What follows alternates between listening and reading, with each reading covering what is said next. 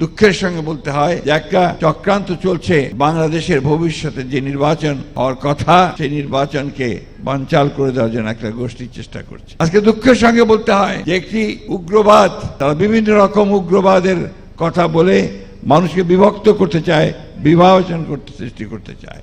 আজকে আমাদের সকলের দায়িত্ব হবে একসাথে, ঠিক 71 সালে যেমন আমরা সবাই হিন্দু, মুসলমান, বৌদ্ধ, খ্রিস্টান, আমরা ক্ষুদ্র জাতি বা বড় জাতি একসাথে বসে লড়াই করেছিলাম।